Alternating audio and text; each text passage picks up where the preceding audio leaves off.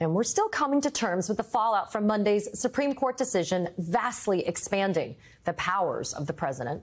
Trump seizing on the decision, which bolsters and, even worse, legally protects his worst impulses, while his allies tout the authoritarian future that they want to build if Trump wins again.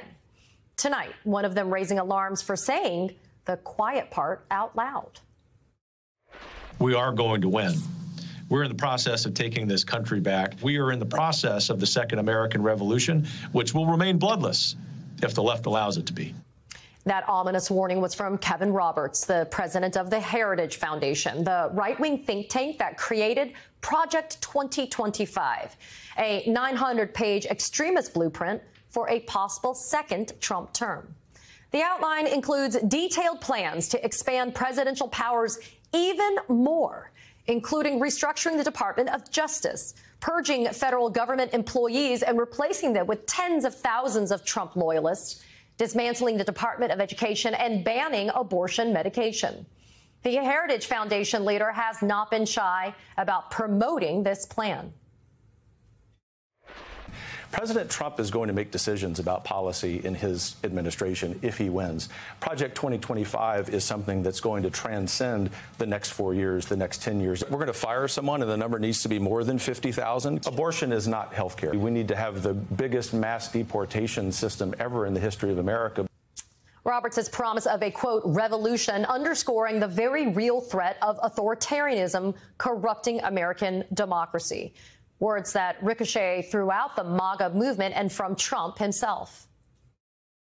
I am your warrior. I am your justice. And for those who have been wronged and betrayed, I am your retribution. I said I want to be a dictator for one day. We will root out the communists, Marxists, fascists, and the radical left thugs that live like vermin within the confines of our country. Lock up the Bidens. Lock up Hillary. If I don't get elected, it's going to be a bloodbath. Proud boys, stand back and stand by. It's nice to have a strong man running your country. Joining me now is Dr. Jason Johnson, politics professor at Morgan State University and the host of A Word with Jason Johnson, and Ruth Ben-Ghiat, history professor at NYU and an expert on authoritarian dictators. My thanks to both of you on the eve of a holiday for joining us. Jason, I'd like to start with you. Your thoughts about this new warning from Project 2025. Well, it's interesting, Katie. The key part about this, I was actually interviewing your friend and mine, Elie Mystal, earlier today on my podcast. We were talking about Project 2025, and he said something very interesting. He said, of all the things in the 900 pages, what Project 2025 doesn't talk about is the Supreme Court. Why? Because they already have it, right? So what we saw on Monday, what we heard on Monday was this sort of final step of what has been a 25-year plan on the part of the American right to take over this country. So I wasn't shocked by the decision. I'm not shocked by 2025. I'm more shocked by an administration and a Democratic Party that hasn't been ringing the alarm bells about this and the way that they should. And here's the thing. Even if Joe Biden is reelected this fall, and right now that's still my guess, get back to me after Labor Day. But even if he's reelected, Project 2025 just moves down the hill. Unless we break the backs of these fascists, this will be something hanging over this country for the next generation. You know, Ruth, I know you've been sounding this alarm for a long time, to your credit. Does Project 2025, for context for our viewers, have any historical parallels? I mean, in the present sense, Ruth, I look at Donald Trump and I see that his idols are Putin and Orban and other authoritarians like that. And so I presume that this is not some brilliant idea that was just born out of that, quote unquote, beautiful mind of Donald Trump. No, Project 2025 is they have learned from other autocrats. One of the most, alarming things, though, is, and they state this, is that, the first Trump administration, they weren't able to do everything they wanted to do, and they got a slow start, Roberts has said. So their code word is day one, where they've got all these already politically vetted people in place that they're going to immediately seek to implement their executive orders and other plans. And one thing it's very important for people to realize, and you showed Trump in these clips, So Project 2025 talks about having mass deportations of over 10 million immigrants, undocumented immigrants. But it's always more people. And Trump was talking about the political opposition, Marxists, fascists. So they use one group to have the justification to build the repressive infrastructure, like the camps, the transit camps, whatever they're going to do. But be assured, and this is the history of authoritarianism, many groups of people will be, targeted to be in them. Jason, Kevin Roberts, the head of the Heritage Foundation, later responded that, quote, these patriots are committed to peaceful revolution at the ballot box. But, Jason, we've seen what happens when they lose. We know what they do when they lose. So are they warning very publicly that there's going to be another January 6th? They're not warning, Katie. They told us already. Yeah. They told us on January 6th. They told us when Abbott decided that he wanted to pardon someone who shot protesters. They've told us when Kyle Rittenhouse is still walking through the streets. It is not a political party. It is an ongoing violent coup.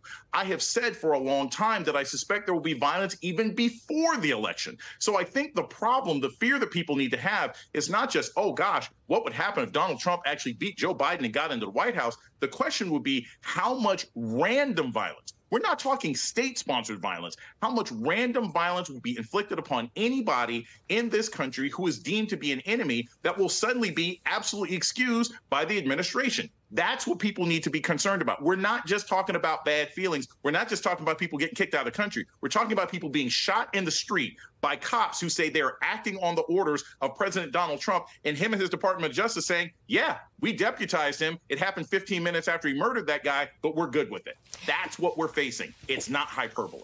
Yeah, and that's important to note because, Ruth, one thing that struck me when I've looked at the Project 2025 blueprint and I've read the plan that it sets forth, it's interesting. They actually don't target it for Donald Trump per se. So you could actually plug and play any GOP leader who managed to take the Oval. But let's be very clear, though, to make the Project 2025 plan work the most effectively, the most ruthlessly, you got to have somebody like Donald Trump, right? You got to have somebody who doesn't have morals, an ethical compass, or any type of scruples. And so in this instance, it's not just who sits in the Oval, but it's that pre-screening you talked about and that Jason talks about. This idea that you're kind of building it from the ground up so they're ready to deploy. They are on the ready to go starting in January of 2025. Yeah, but you also need somebody who has cultivated over time a cult following. And you need somebody with a personality cult like Trump, because what he did on January 6th, let's not forget, he called himself a victim. He said that the election had been stolen from him. And he said, if you don't fight like hell, you won't have a country anymore. And when you have a large group of followers who feel existentially threatened, if they lose their leader. And what else does Donald Trump say? He says, they're not going after me, they're going after you. So on January 6th, he assembled them, and then he, incited them to have violence on his behalf. But they were also saving him. This was their dear leader. They were saving him from an unjust fate. So it's a very volatile and explosive situation when you have people like these are like what Hannah Arendt called the desk killers, the people like Roberts who are in the suits and who are partnering with people like Steve Bannon with, you need both of these people and you need the cult leader. And so all the pieces are coming together now in this time, and it's extremely dangerous. The last thing I'll say is it was interesting. Roberts said that the revolution will be bloodless if the left allows it to be. And he's speaking as the head of a think tank, and I'm not aware that Heritage has its own paramilitary or in-house security apparatus large enough to have a revolution on a national scale. So he's telling you that they are aligned with militias and whoever else is going to actually do the bloodletting if the left doesn't submit. So that's very interesting, too, if you study authoritarianism. Well, and it's interesting, Ruth, you stole my thunder of your thunder, because I actually had that tweet that you just put up about the fact that you need to have that military apparatus to be able to effectuate what you're planning to do. Jason, something that's been driving me nuts about this latest criticisms of Joe Biden is the fact that people seem to have really short memories, because Trump's first term was hardly marked by restraint. I mean, take a quick listen here. This is former Secretary of Defense Mark Esper talking about Trump's approach to protesters in the summer of 2020. Take a quick listen. He's going to finally give a direct order to deploy paratroopers into the streets of Washington, D.C., and I'm thinking with weapons and bayonets. And this would be horrible. What specifically was he suggesting that the U.S. military should do to these protesters? He says, can't you just shoot them? Just shoot them in the legs or something. Jason, there were some people that served, theoretically, I guess, as guardrails during Trump's first term. But one of my biggest fears is, and one I want to ask you about, is there going to be anyone in Trump's orbit that will stop him a second time around?